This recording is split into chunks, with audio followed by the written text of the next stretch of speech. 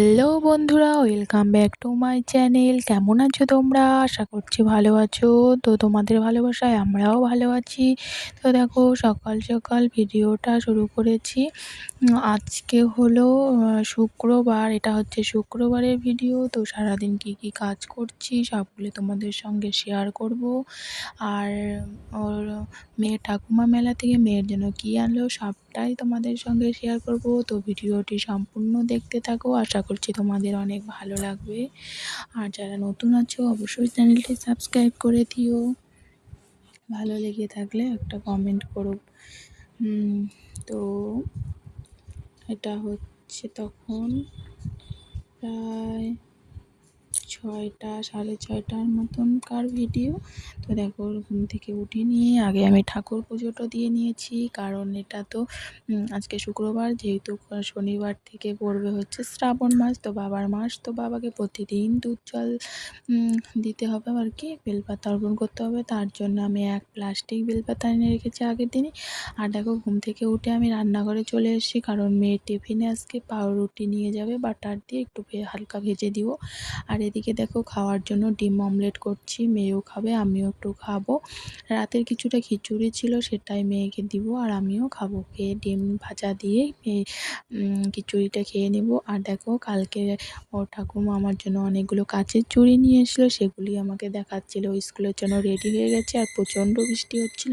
তো ওর বাবা বলছিল বাদ দাও, আজকে স্কুল যেতে হবে না। তো আমি বললাম না, ও রেডি হয়েছে যাক, যেহেতু সামনে পরীক্ষা এসে গেছে তো যাক। তারপরে দেখো, টোটো চলে এসেছিলো। তারপরে মেয়েকে স্কুলে পাঠিয়ে দিয়ে আমি বৃষ্টিতেই অনেক জামা কাপড় কেচে দিয়েছিলাম, কারণ এই জামা কাপড়গুলো যদি না কাচি তো আবার কবে কাচবো, তাই না? বৃষ্টি হলো তা কী হলো, আজকে না হয় 2 দিন পরে শুকাবে, তো ধুয়ে দেওয়া তো কোনো অসুবিধা নাই। তার জন্য দেখো, এদিকে আমি সব জামা কাপড় কেচে দিয়েছি এবং রৌদ্র শুকিয়ে দিয়েছি। রৌদ্র তো নাই, একটু পরপর বৃষ্টি আসছিলো, তাও আমি জামা কাপড়গুলোকে ধুয়ে দিয়েছিলাম। কারণ আমার না প্রতিদিনের জামাকাপড় প্রতিদিন না ধুলে একদমই ভালো লাগে না, ওই জমা করে রাখাটা একদমই আমি পছন্দ করি না। তো দেখো, ওইদিকে আমি জামা কাপড়গুলোকে সবগুলোকে মেলে দিয়ে রান্নাঘরে চলে এসেছি। রান্নাঘরে এসে বাসনগুলোকে মেজে নিচ্ছিলাম, কারণ সকালের চায়ের বাসন এগুলো। তো চায়ের বাসনগুলো এখন যদি না মাজি, পরে ছেলে ঘুমিয়েছে, ছেলে যখন ঘুম থেকে উঠে পড়বে তো আরও জ্বালাতন করবে। তো ভাবলাম কি না, আগে চায়ের বাসনগুলোকেই ধুয়ে দেই, তারপরে রান্না বসাবো। আর আজকে যে কী রান্না করব সেরকম কিছুই ঘরে ছিল না। তো যেহেতু নিরামিষই রান্না করব, তো যে কোনো একটা রান্না করে নিব, সেগুলো সবগুলো তোমাদের সঙ্গে শেয়ার করব। আমি সারাদিন কী করি না করি সবটাই তোমাদের সঙ্গে শেয়ার করি টুকটাক। তো ওদিকে দেখো, বাসনগুলো মাজা কমপ্লিট হয়ে গেছে। তারপরে আমি চাল নিয়ে নিলাম, কারণ আমরা না রেশনের চালও কিন্তু খাই। তো তোমরা কি ভাববে জানি না, আমরা রেশনের চালও খাই, ভালো চালও খাই একসঙ্গে মিশিয়ে। তো দেখো, আমি ডাল সিদ্ধ করে নিয়েছি, সেগুলোকে একটু পেঁয়াজ দিয়ে কাঁচা লঙ্কা দিয়ে সম্বার দিয়ে নিয়েছি। আর এদিকে দেখো, পেঁপে রান্না করবো আজকে। পেঁপেটাকে ভালোভাবে ভাপিয়ে নিলাম, না হলে না কষ্টে কষ্টে কেমন যেন একটা লাগে। ভাপিয়ে নিয়ে সেখানে কিছুটা কোয়াশ ছিল, কোয়াশটা দিয়ে পেঁপেটা একসঙ্গে দিয়েছি। আর বললাম না, সবজি নাই, আলু কিন্তু নাই ঘরে, তো শুধু আমি পেঁপে আর কোয়াশই রান্না করেছি, শুকনা করে জিরার বাটা দিয়ে, জিরার গুঁড়ো দিয়ে। আর ডাল রান্না করেছি, আর পরে একটু কাঁকরোল ভাজা করেছিলাম, সেটা তোমাদের সঙ্গে স্কিপ নেওয়া হয়নি। তো দেখো, এদিকে যেহেতু রান্নাটা কমপ্লিটই হয়ে গেছে, তো ভাবলাম গ্যাসটা একবারে মুছেই নেই। তো দেখো, এদিকে ভালোভাবে গ্যাসটাকে মুছে নিচ্ছিলাম, আর হচ্ছে রান্নার জিনিসগুলো সব এক সাইডে রেখে দিচ্ছিলাম। এদিকে দেখো, আমার গ্যাসটা সবগুলো মুছে কমপ্লিট করে নিয়েছি। নিয়ে পরে না কিছুটা বাসন জমে গেছিলো আবারও রান্নার পর, তো সেগুলোকে মেজে নিচ্ছি। আর ভাত খাওয়ার পরে না একদমই ইচ্ছা করে না এক গাদা বাসন মাজতে। তো যদি আমি আগে থেকে আগিয়ে রাখি তো কাজটা আমার অনেকটাই এগিয়ে যায়। তাই টাইম নিয়ে কাজগুলো করা না অনেকটাই ভালো, তাই না? তো দেখো, এদিকে আমি তারপরে বাসনগুলোকে মেজে নিচ্ছিলাম, যেহেতু কয়েকটা মানে এঁঠো হয়েছিল আর কি বাসন, সেগুলো এমনিতে তো আমি সকালবেলা চায়ের বাসনগুলো মেজেই নিয়েছি, তারপরেও দেখো এগুলো কিন্তু হয়েছিল, মানে এঁঠো হয়েছিল আর কি রান্নার পরে। তো সেগুলোকে ভালোভাবে মেজে নিচ্ছিলাম। যেমন ডালের কড়াইটা আমি তো ডালটাকে বাটিতে নামিয়েছি, তো ডালের কড়াইটাকে ভালোভাবে মেজে রেখে দিচ্ছিলাম। এমনিতে অনেকটা আমি ভিজিয়ে রেখেছিলাম, মানে যে কোনো জিনিস যখন শুকিয়ে যায় সেটাকে ভিজিয়ে রাখলে কিন্তু তাড়াতাড়ি ধুয়ো হয়। তার জন্য আমি আগে থেকে একটু ভিজিয়ে রেখে তারপরে কিন্তু ধুয়ে দিচ্ছিলাম। তো দেখো এদিকে বাসনগুলোকে ভালোভাবে ধুয়ে নিচ্ছি। আর কি বলো তো, আমার মনে হয় টাইম মতনভাবে কাজ করলে না অনেকটাই সুবিধা হয়।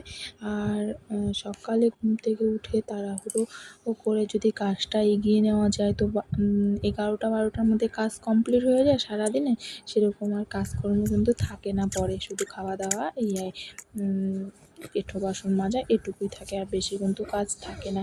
আর আমার যেহেতু ছোটো বাচ্চা আছে, আমাকে না তাড়াতাড়ি তাড়াহুড়ো করতেই হয়, না হলে ওই যে ছেলে উঠে কান্না করে, এইসব করে। তো দেখো তোমাদের সঙ্গে কথা বলতে বলতে আমার বাসন মাজা কমপ্লিট হয়ে গেছে। তারপরে দেখো এদিকে না বাজার নিয়ে এসেছিলো দুপুরে আমার রান্নার পরপরই। ওর বাবা দোকান বন্ধ করে নিয়ে এসেছিলো এখানে ছোলা কচু, বটবজি, অনেক কিছুই এনেছিল। তারপরে দেখো এদিকে মেয়ে স্কুল থেকে চলে এসছে, আর ওর বাবা ওকে নিয়ে আসলো স্কুল থেকে। তো দেখো মেয়ে এসে একা একাই ড্রেস চেঞ্জ করে, আমি কিন্তু ওকে একদমই ড্রেস চেঞ্জ করে দেই না। আমি সেই সময়টা ভিডিও এডিটিং করি, ও যখন স্কুল থেকে আসে তার আগে আগে আমি ভিডিও এডিটিং করে রেখে দিই, কারণ তারপরে খাওয়া দাওয়ার ব্যাপার থাকে। আর এদিকে দেখো আমি না করছিলাম, সোফার কাভারটা তো অনেক দিন হয়ে গেল ধুয়ে দিয়েছি, কিন্তু আর অলসতার জন্য আমি পরাতেই পারছি না, মানে ভাবছি আজকে করব না কালকে করব, এরকমই করে যাচ্ছি। তো ফাইনালি দেখো সোফার কভারটাকে পরিয়ে নিচ্ছিলাম, কারণ যদি আমি সোফার কভারটা না পরাই তো না, বাচ্চা কাচ্চা যেহেতু আছে, এঁঠো ঠেটো সবসময় তো আর নজর রাখতে পারি না, ওই সোফাতে লাগিয়ে দিবে বা কিছু, তখন ওই যে আবার মুছতে হবে। তার থেকে বরং সোফার কাভারটা পরানো থাক, ওখানে কি লাগুক লাগুক না লাগুক নাই, ওটা একটু মুছিয়ে দিলেও কোনো ব্যাপার না, শুকিয়ে যাবে, আর ধুয়ে দিলেও তো কোনো ব্যাপার না। তো দেখো তার জন্য আমি তাড়াহুড়ো করে তখন ছেলেও ঘুমিয়েছিল, সন্ধ্যাবেলা এটা, সন্ধ্যা বাতি টাতি দেওয়ার পর ছেলে ঘুমিয়েছিল, তো আমি ভাবলাম না আগে আমি সোফার কভারটাকেই পরাবো। তো দেখো এদিকে আমি সোফার কভারটাকে ভালোভাবে পরিয়ে নিচ্ছিলাম। আর এই সোফার কভারটা না আমি অনলাইন থেকে কিনেছিলাম, তো কেমন হয়েছে অবশ্যই জানিও তোমরা কমেন্টে। আমি কিন্তু মিশো থেকে কিনেছিলাম এটা, যখন আমি নতুন সোফা নিয়েছি তারপর আমি মিশোতে অর্ডার দিয়েছিলাম। এটা এসেছিলো, বেশি কিন্তু দাম না, মনে হয় 150 টাকার মতনই হবে। তো তখন তো আমি তো তখন ভিডিও করতাম না, নাহলে তোমাদের ডেসক্রিপশনে আমার মানে যে কিনে। তো ফাইনালি সোফার কাভারটা পরানো হয়ে গেল। তো তোমরা দেখো কেমন লাগছে এখন সোফার কাভারটাকে পরিয়ে, কমেন্টে জানিও। তো ওদিকে আমি ভালোভাবেই পরিয়ে নিয়েছি, তো সবটাই তোমাদের সঙ্গে দেখাচ্ছি, এই দেখো।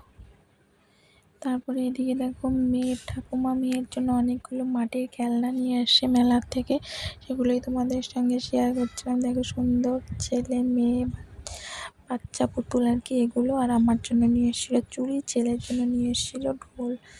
তো এই পর্যন্তই ভিডিওটা, তো শেষ করছি। টাটা, ভালো থেকো, সুস্থ থেকো, দেখা হচ্ছে আর একটা নেক্সট ভিডিওতে। বাই।